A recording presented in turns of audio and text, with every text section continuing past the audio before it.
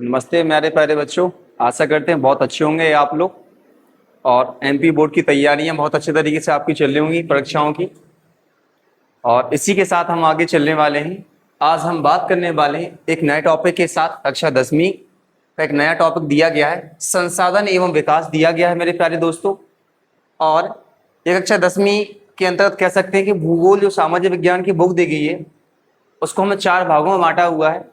एक भाग हमारा अर्थशास्त्र दिया गया है, एक भाग हमारा राजनीति विज्ञान दिया है, दूसरा हमारा एक अर्थशास्त्र दिया गया है, एक इतिहास दिया गया है, इसी का साथ एक भूगोल भी दिया गया जो पार्ट्स हमारे लिए। तो भूगोल के अंतर्गत हम प्रथम अध्याय की बात कर रहे हैं जिसका नाम है संसाधन एवं विकास हमारे लिए।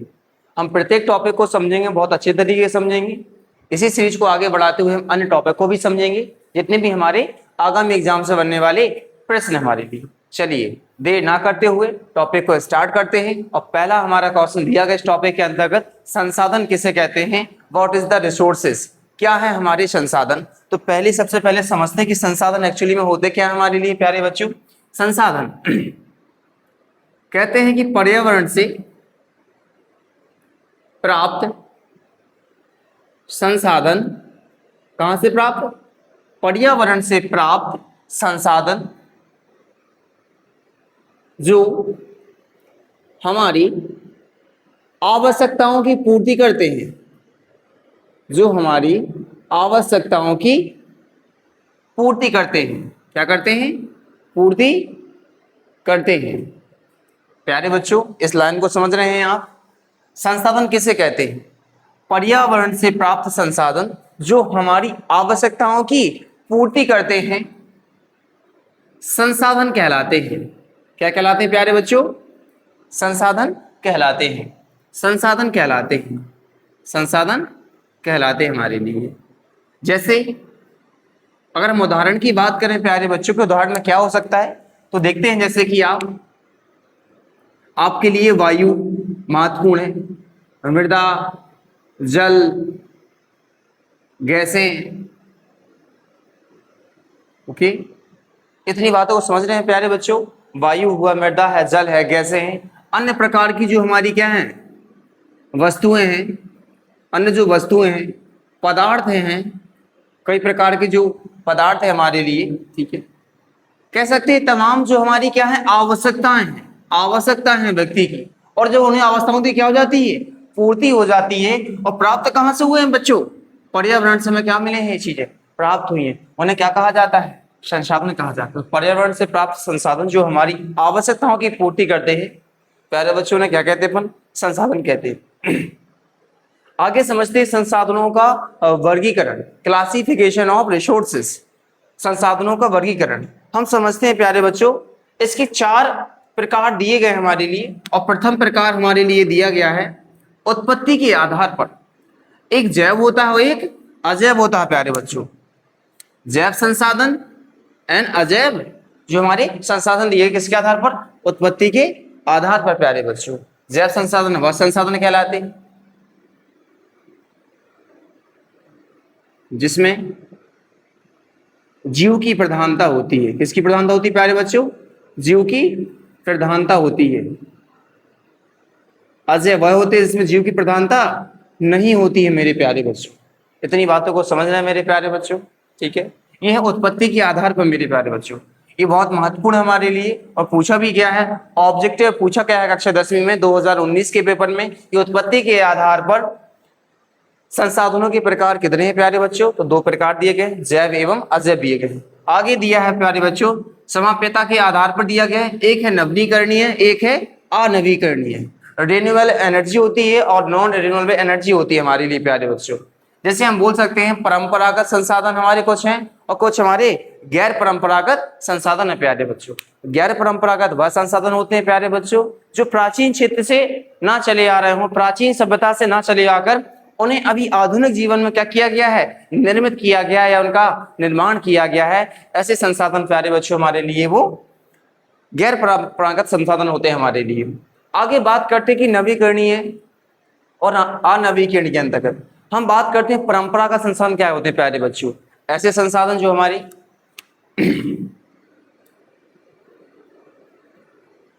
दैनिक जीवन में प्रयोग किए जा रहे हों या प्रयोग किए जा रहे हैं, ये तो कौन से हो गए हैं? गैर परंपरागत। कैसे हैं? गैर परंपरागत, जिनको आधुनिक समय में निर्मित किया गया है प्यारे बच्चों। क्या किया गया है? आधुनिक समय में निर्मित किया गया है। जैसे कि फॉर एग्जाम्पल्स कौन कौन से हैं? तो उदाहरण की अगर बात करें प्यारे बच्चों, तो आप देखते हैं कि सौर ऊर्जा, भूतापीय ऊर्जा, ज्वार ऊर्जा, ज्वारीय ऊर्जा, पवन ऊर्जा, ये बहुत सारी क्या है ऊर्जा जो हमारे आज वर्तमान में प्रयोग की जा रही है। परमाणु हो गए हमारे लिए, परमाणु संयंत्र जो बने हुए हैं, ठीक है। इस तरीके से कह सकते हैं सभी किसके एग्जाम्पल से प्यारे बच्चों मेरे? ये है गैर परंपरागत संसाधन के। अब बात करते हैं परंपरागत संसाधन की ओर। तो परंपरागत संसाधन क्या है? परंपरागत, जो प्राचीन समय से चले आ रहे हैं, जो प्राचीन समय से हम प्रयोग कर रहे हैं मेरे प्यारे बच्चों, प्रयोग कर रहे हैं। जैसे इसके उदाहरण की बात करें अगर प्यारे बच्चों, तो इसके उदाहरण हमारे लिए मुख्य रूप से हो जाते हैं। हम देखते हैं कि पेट्रोलियम, हम बात करते हैं ईंधन के रूप में, डीजल की बात करते हैं प्यारे बच्चों, हम कोयले की बात करते हैं, वह कई प्रकार के कह सकते हैं जो हमारे ईंधन दिए गए हैं प्यारे बच्चों। तो एग्जाम्पल्स किसके हमारे लिए? परंपरागत। यहीं से प्रश्न बनता है कि सौर ऊर्जा कैसा संसाधन है? परंपरागत एवं गैर परंपरागत हमारे लिए प्यारे बच्चों। तो आपका आंसर क्या होगा प्यारे बच्चों? आपका आंसर होगा गैर परंपरागत के अंतर्गत आते हैं। ये डाउट क्लियर हुआ आपका?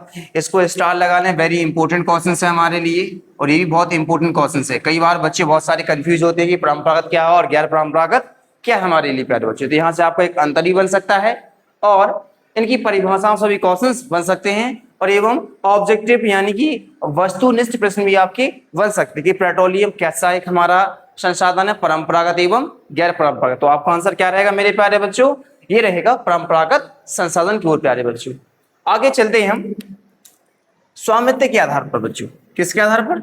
स्वामित्व के आधार पर बच्चों। व्यक्तिगत हमारे होते हैं, सामुदायिक होते हैं एवं राष्ट्रीय और अंतरराष्ट्रीय क्या है प्यारे बच्चों मेरे? संसाधन दिए गए। किसके आधार पर लेकर है? स्वामित्व के आधार। इसको डिटेल से में समझेंगे, जगह नहीं अभी लिखने के लिए।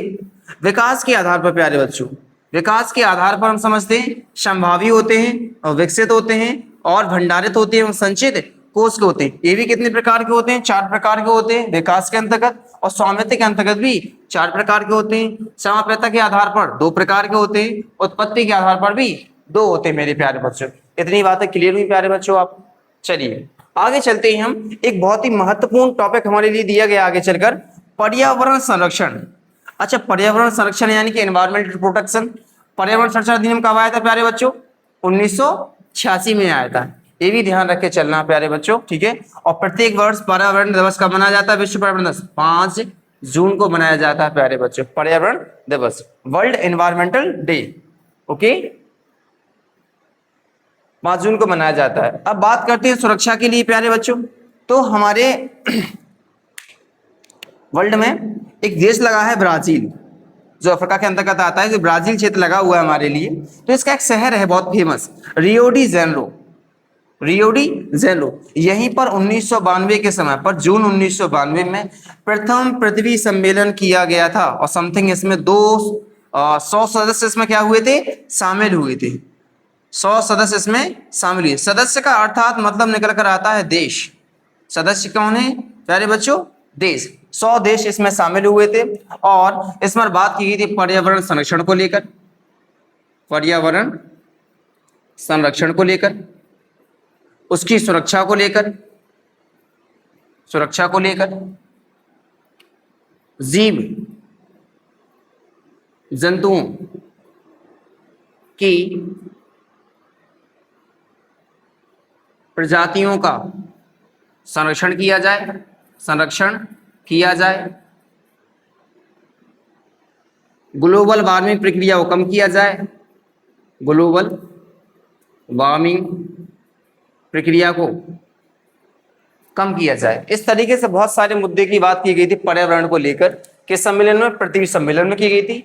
और ये कहाँ पर स्थित हुआ था पृथ्वी सम्मेलन? सबसे पहले हमारा ब्राजील क्षेत्र के रियो डी जेनेरो में हुआ था। किस वर्ष हुआ था प्यारे बच्चों? बहुत महत्वपूर्ण है, ऑब्जेक्टिव में कई बार पूछा गया आपके वार्षिक में, कक्षा 10वीं के। और अभी हाल ही में जो 2026 में आपका पेपर हुआ प्यारे बच्चों, उसमें भी एक क्वेश्चन बना हुआ है कि किस समय पर पृथ्वी सम्मेलन किया गया था और किस क्षेत्र में किया था? तो ब्राजील में हुआ था, रियो डी जेनेरो शहर हमारा, और जून 1992 में किया गया था।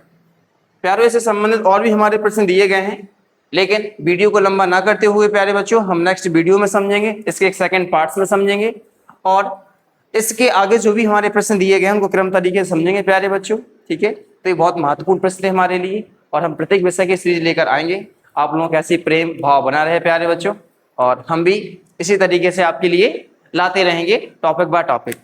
किसी ने खूब कहा है कि रख हौसला वो मंजर भी आएगा और प्यासे के पास चलकर समंदर भी आएगा। कि रख हौसला वो मंजर भी आएगा और प्यासे के पास चलकर समंदर भी आएगा। ना थके मंजिल के मुसाफिर, कि ना थके मंजिल के मुसाफिर, मंजिल भी मिलेगी और मंजिल मिलने का मजा भी आएगा प्यारे बच्चों, मजा भी आएगा। तो इसी जुनून के साथ प्यारे बच्चों लगे रहिए आप। ठीक है, तैयारियों के प्रति आपका एक छोटा भाई आपके लिए हमेशा खड़ा है प्रत्येक टॉपिक को बताने के लिए। ठीक है, और कोई अगर डाउट्स आता है तो हमारे यूट्यूब चैनल्स पर जरूर जुड़े हैं आप लोग। टीके बोर्ड रैंकर्स हमारे यूट्यूब चैनल्स का नाम है। ठीक है, और भी अगर कोई क्वारीज आती है आपके प्रति तो हम उसका समाधान जरूर करेंगे प्यारे बच्चों। मिलते हैं हम नेक्स्ट वीडियो की ओर प्यारे बच्चों, तब तक के लिए नमस्कार मेरे प्यारे बच्चों।